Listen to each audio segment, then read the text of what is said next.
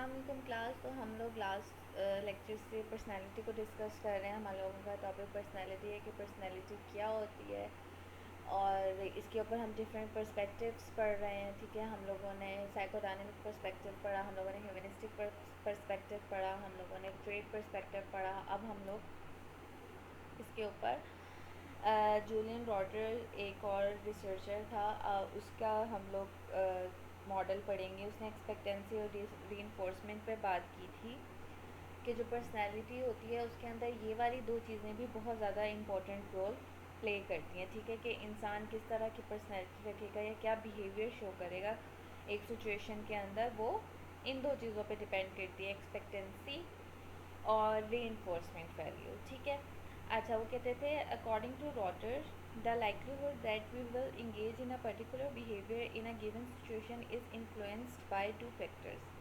Expectancy and reinforcement value. ठीक है, मतलब कि वो कहते हैं कि हमारा जो हम कौन सा बिहेवियर शो करेंगे किसी भी सिचुएशन के अंदर, कोई भी सिचुएशन हमें सामना करना पड़ जाता है या कोई भी सिचुएशन हमें दी जाती है, तो उसके अंदर हम कौन सा स्पेसिफिक बिहेवियर शो करेगा, ये हमारे दो फैक्टर से इन्फ्लुएंस होती है, मुतासिर होती है, एक्सपेक्टेंसी एंड रीइंफोर्समेंट वैल्यू। ठीक है, अच्छा, अगर हम लोग वो कहते हैं एक्सपेक्टेंसी की बात करते हैं, तो expectancy is our perception of how likely it is that certain consequences will occur if we engage in a particular behaviour within a specific situation. Expectancy वो कह रहे हैं बेसिकली वो हमारी परसेप्शन होती है कि हम क्या परसीव कर रहे हैं, हम क्या एक्सपेक्ट कर रहे हैं कि जो भी हमें सिचुएशन दी गई है, अगर हम तो ये पर्टिकुलर बिहेवियर शो करते हैं तो उसके हमें कौन से कॉन्सिक्वेंसेज मिलेंगे, कौन से, तो हमारे जो हम एक्सपेक्ट कर रहे होते हैं सर्टेन कॉन्सिक्वेंसेस की वजह से,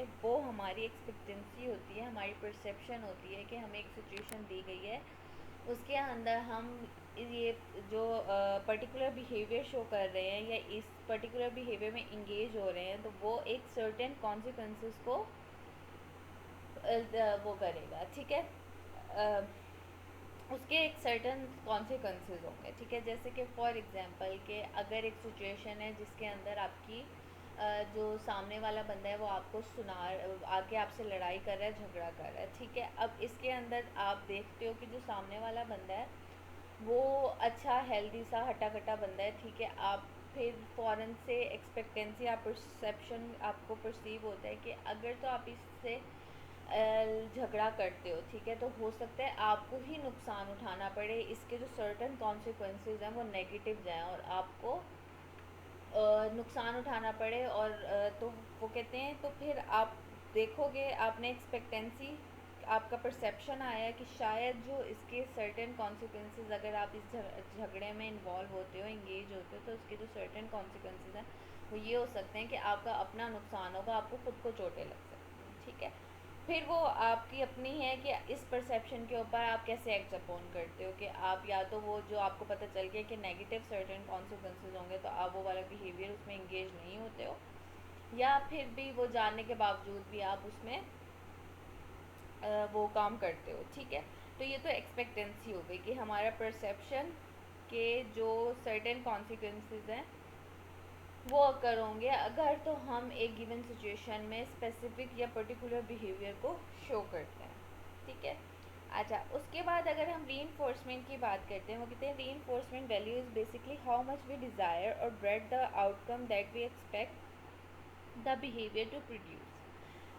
वो कहते हैं रीइंफोर्समेंट वैल्यू है कि हमारा जो डिज़ायर्ड आउटकम है, कि जो हमने एक्सपेक्ट किया है कि हम जो बिहेवियर शो कर रहे हैं, जो हम बिहेवियर प्रोड्यूस कर रहे हैं, उससे हम एक्सपेक्ट कर रहे हैं कि ठीक है, जो हमें बाद के अंदर जो हमें आउटकम मिलेगी। ठीक है, कि हम how much we desire, reinforcement value is basically how much we desire, mean जो कोई भी बिहेवियर है, कोई भी काम है, वो उसका हमारे उस उसकी आउटकम हमारे लिए डिज़ायरेबल होगी या नहीं होगी, ये आपकी रीइंफोर्समेंट वैल्यू होती है कि how much we desire the outcome that we expect the behaviour to produce.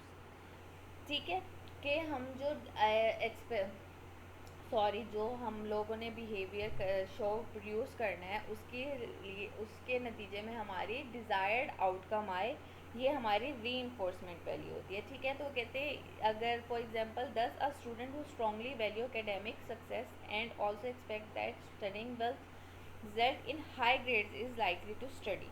अच्छा, वो कहते हैं कि जो एक स्टूडेंट है जिसको लगता है कि जिसको लगता है कि अगर उसको एकेडमिक सक्सेस मिलती है तो ये बहुत बड़ी बात है और जो हाई ग्रेड्स मिलेंगे उसको, अब उसने एक जो डिज़ायर आउटकम सोच लिया, अब उसने उसको अचीव करना है, उस री वैल्यू को अचीव करना है, तो वो उसके लिए क्या करेगा, पर्टिकुलर बिहेवियर क्या प्रोड्यूस करेगा, वो स्टडी करेगा। ठीक है, ताकि वो उसको अपने डिज़ायर्ड आउटकम को अचीव कर सके। ठीक है। अच्छा, उसके बाद लोकस ऑफ कंट्रोल की बात करें, ये बहुत इस पे आगे भी बहुत काम हुआ है, बहुत रिसर्चेज हुई हैं लोकस ऑफ कंट्रोल पे। तो वो कहते हैं one of Rotter's most influential expectancy concepts in internal external locus of control is internal external locus of control.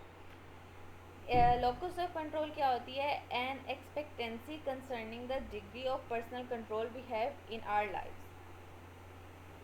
मतलब कि हमारा, हम क्या सोचते हैं कि हमारा हमारी लाइफ पे कितना कंट्रोल है, कितना हमारे हाथ में है हमारी लाइफ, हम कितने उसमें फैसले कर सकते हैं, या वो जो चीज़ें हमारी लाइफ में इस टाइम पे हो रही हैं उसके अंदर हमारा कितना हाथ है या दूसरों का कितना हाथ है। ठीक है, मतलब कि वो कहते हैं कि आपका कितना कंट्रोल है अपनी लाइफ के ऊपर, इसकी जो एक्सपेक्टेंसी होती है वो कहलाता है लोकस ऑफ कंट्रोल।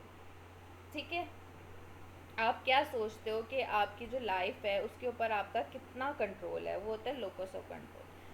ठीक है। अच्छा, जो people with an internal locus of control believe that life outcomes are largely under personal control and depend on their own behaviour.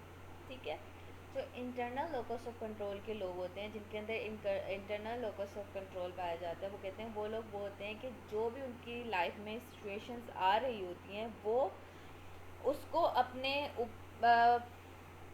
इस बिलीव को, उनको ये बिलीव होता है कि उसका कंट्रोल है उनके ऊपर। ठीक है, कि आप उनको पर्सनली कंट्रोल कर सकते हो और आपके वो अपने बिहेवियर पे डिपेंड करती हैं, जो कुछ भी आपकी लाइफ में हो रहा है उसका, उसके ऊपर आपका कंट्रोल है, और जो कुछ भी हो रहा है वो आपके अपने बिहेवियर की वजह से हो रहा है, उसमें किसी का दूसरे का अमल दखल नहीं है। इंटरनल लोकस ऑफ कंट्रोल वाले क्या होते हैं, वो अपने ऊपर सारी चीज़ को लेके जाते हैं कि जो भी आपके बिहेवियर में आपके लाइफ में चीज़ें हो रही हैं उसके ऊपर आपका जो मोस्टली जो लाइफ की जो आपके आउटकम्स आ रही हैं, जो भी आपके रिजल्ट्स आ रहे हैं, जो भी आपकी लाइफ में आकर हो रहा है, मोस्टली उसके ऊपर आपका पर्सनल कंट्रोल होता है, और आपके वो अपने बिहेवियर की वजह से हो रहा होता है, वो आपके अपने बिहेवियर पे डिपेंड करती होती है। ये तो इंटरनल लोकस ऑफ कंट्रोल वाले लोग कहते हैं। ठीक है, लेकिन जो एक्सटर्नल लोकस ऑफ कंट्रोल वाले लोग होते हैं वो कहते हैं कि जो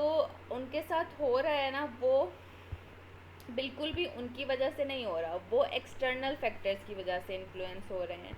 ठीक है, अगर तो उनकी जो लाइफ के आउटकम्स आ रहे हैं, जो भी उनको सिचुएशंस का सामना करना पड़ रहा है, वो उनकी अपनी एफर्ट्स उसमें कुछ भी नहीं है। ठीक है, वो उनके बिहेवियर की वजह से नहीं हो रहा, उनके उसका उनके ऊपर कोई कंट्रोल नहीं है, वो दूसरे एक्सटर्नल फैक्टर्स की वजह से हो रही हैं, जैसे कि लक हो गया, चांस हो गया, या कोई दूसरे ऐसे पावरफुल बंदे हैं जो कि उसकी लाइफ में ऐसी चीज़ों को लेके आ रहे हैं। जैसे फॉर एग्जांपल, अगर तो आप फेल हो जाते हैं, कोई भी स्टूडेंट फेल हो जाता है, तो अगर तो वो इंटरनल लोकस ऑफ कंट्रोल इसमें ज़्यादा होगा, तो वो ये कहेगा कि मैंने पढ़ा नहीं था, या मुझे ये चीज़ें समझ नहीं आई थी, मुझे ये चीज़ अच्छे से पढ़नी चाहिए थी, मैं इस वजह से फेल हुआ हूँ। ठीक है, वो इंटरनली इस चीज़ को लेके जाएगा, क्योंकि उसके अपने बिहेवियर का नतीजा है, उसने केयरलेसनेस दिखाई तो वो फेल हो गया। बट जो एक्सटर्नल लोकस ऑफ कंट्रोल का होगा, वो कहेगा कि टीचर ने अच्छा नहीं पढ़ाया था, ठीक है, टीचर ने मुझे मार्क्स कम दिए हैं, टीचर की मेरे साथ दुश्मनी चल रही है, या उस दिन गर्मी बहुत थी मुझसे लिखा नहीं गया,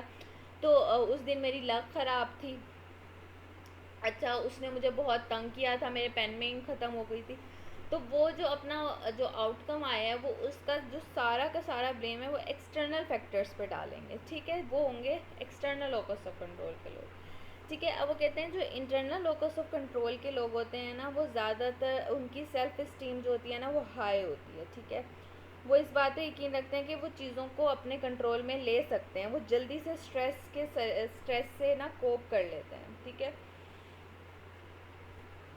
जल्दी स्ट्रेस से वो कोप कर लेते हैं as compare to external locus of control वाले लोग, ठीक है। और उनके अंदर साइकोलॉजिकल प्रॉब्लम्स भी कम आती हैं, जैसे डिप्रेशन, एंजाइटी वगैरह भी एक्सटर्नल लोकस ऑफ कंट्रोल के लोगों में ज़्यादा पाई जाती हैं as compare to internal locus of control. ये जो इधर रेफरेंसेस दिए हुए हैं अकॉर्डिंग टू दीज रिसर्चेस, ठीक है।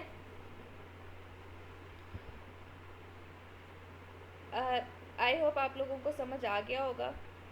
ये हम लोग पर्सनैलिटी के बारे में हम लोगों का आज ख़त्म हो गया सारा टॉपिक। आई होप आप लोगों को सारा समझ आ गया होगा। अल्लाह हाफ़िज़।